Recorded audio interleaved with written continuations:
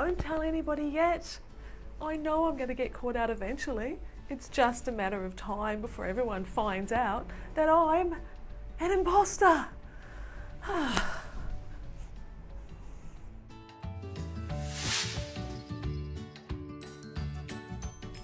I've been unmasked. I am Angela Raspass, the self-worth mentor and your guide to a wholehearted life. Did that sound familiar?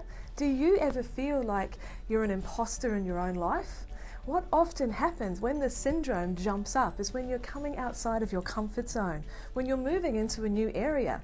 It can happen when you are starting a new business. It can certainly happen when you're a new mum. It can even happen perhaps when your children are starting at a new school and you need to break into a whole new social circle.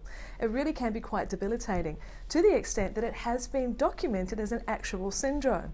Google imposter syndrome and you'll see what I mean. I look upon it as one of the inner critics who can rain on your parade and keep you small. So in this week's video, let's have a look and find out whether or not imposter syndrome sometimes gets hold of you. And we'll do that with 4 quick questions. So, do you ever feel as though your achievements are a bit like lucky? Like, well, no big deal, if I can do it, anyone can, really?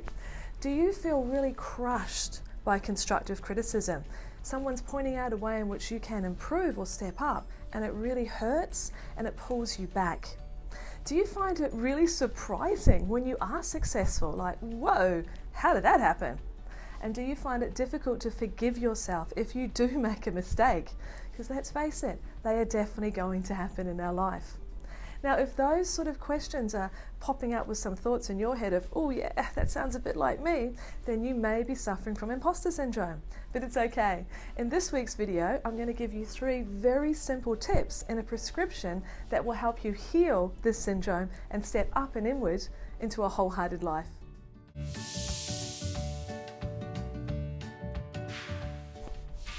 Tip number 1 is to do a reality check.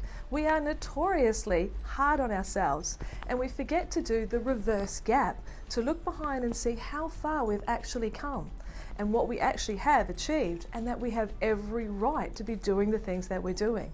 So have a look at yourself. Are you doing a realistic appraisal of your abilities and your achievements?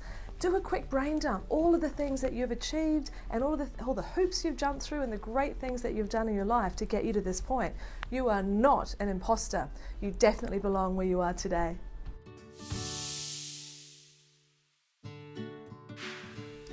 Tip number 2, apply the balm of self-compassion. As I mentioned at the beginning, we can be incredibly hard on ourselves. Look, it is not at all unusual when you're stepping into a new part of your life to feel that fear, to have a little bit of self-doubt. But what is not acceptable is for you to beat yourself up. Applying self-compassion happens when you recognize, I am feeling a bit fearful, I am a little uncertain, but hey, that's okay. That's a natural thing to be experiencing. I'll take some breaths, I'll move into it, I'm going to be fine. That is the power of self-compassion.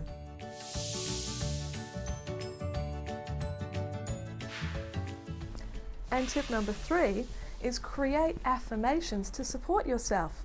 Now, affirmations have almost magical qualities, but only if you apply them consistently.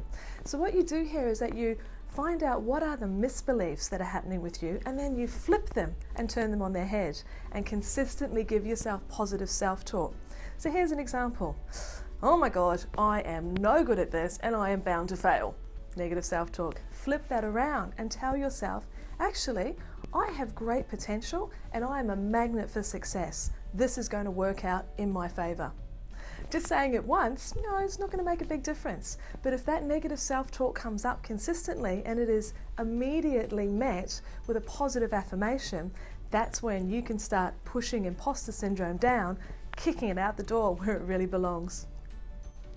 And so there you go, an incredibly simple prescription that, when applied liberally, will definitely help heal that feeling of not being right for the job, right for the role, right for the experience.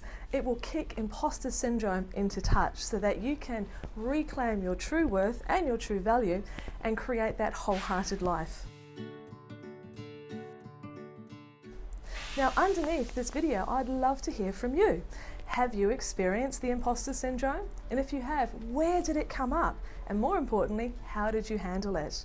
Because by sharing your experiences, you might find it is exactly what another woman needs to hear so that she can take inspiration for her own wholehearted life. I'm Angela Raspass, the Self-Worth Mentor, and I look forward to speaking with you again really soon.